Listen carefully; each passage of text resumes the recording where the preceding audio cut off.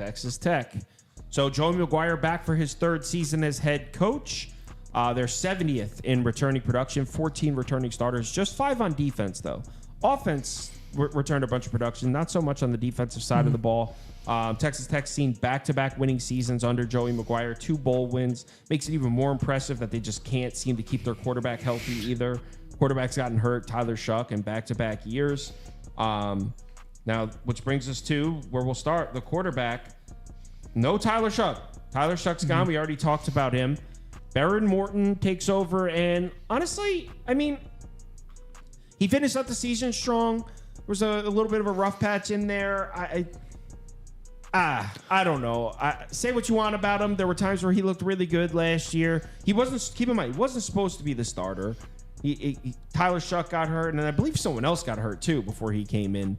But at the end of the season, he picked up some really big wins for Texas Tech. Beat UCF, beat Kansas, beat TCU. Finished the year looking strong. So I think the hopes are pretty high for Baron Morton entering this season as QB1.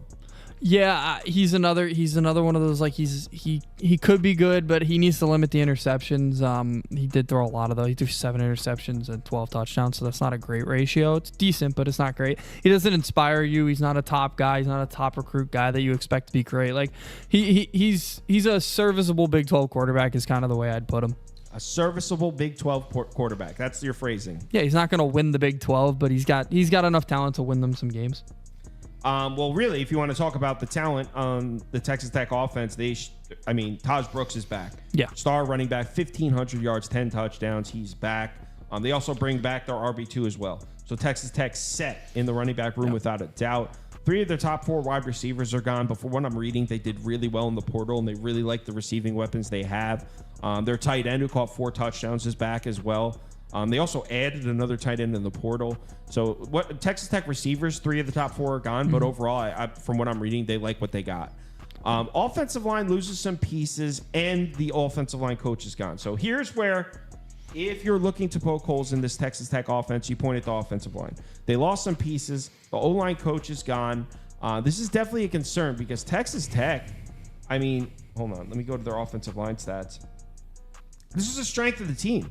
Their offensive line was good last year. 1 second. There's offensive line. Yeah, this was like the strength of the team last season. Yeah. Look at this offensive line. Creating space in the run game, protecting the passer. Texas Tech offensive line was great last year. So to lose the offensive line coach and lose some starters, definitely not something I want to see. Now, they did add through the portal. They brought in kids with starting experience, but still, I'm concerned because it was such an important part of the team last year. Yeah, anytime you lose this many players on this great of an O-line, you're worried. They have a ton. They don't have a ton of experience coming in either. They don't have a very. It's not an experienced room with a new coach. This goes from strength to weakness really for this team. Yeah. On the defensive side of the ball, all right. So the defensive line got gutted. And they lost a lot of pieces on the defensive line. They brought back their main linebacker, Ben Roberts, though. He led the team in tackles. He's back.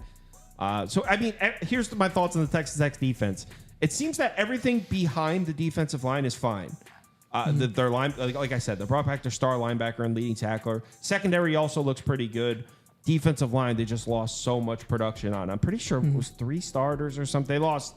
It was bad on the defensive line. They lost a lot of production. 4 D linemen leave. They had 2 group of 5 transfers, which is good. They have experience there, but the other guys aren't experienced, so that they have 2 guys with experience. The other ones are all young.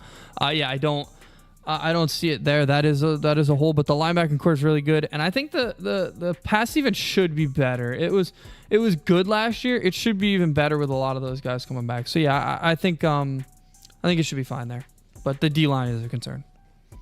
Let's talk Texas Tech schedule. Win. Win, right? They'll beat Washington State. Yeah, they should win that. Although that is a road game, so it'll be tough. But I would side them. Place to go play. I'd side with them in that one. In September, though, I think you can win in Pullman. If it was like December, if it was like November in Pullman. Yeah. All right, so 2-0, 3-0. Yeah, 4-0. That's 5. Losing the defensive line, I think Cincinnati could run the ball. I wouldn't mind a Cincinnati money line. You can call it a toss-up. I got them 5-0. All right, so let's say they could be 5-0 at this point. Okay. After that, you lose Arizona. Yeah. You can win Baylor though. 6-1, 7-1. then they lose. You got them beating Colorado in Lubbock, probably, right? Yeah, this is an over for me. I have them at 7. I got them 8 or 9 here because I think that I do like West Virginia, but I think that's winnable. And also, I'm not gonna overstate that Oklahoma State has their tendencies to go and have games where they just look awful, and I wouldn't be surprised if Texas Tech coming in. No, I'm not saying that looks like it's a. Right, but if you're going to play that game, they can lose Washington State, they can lose Cincinnati. Yeah,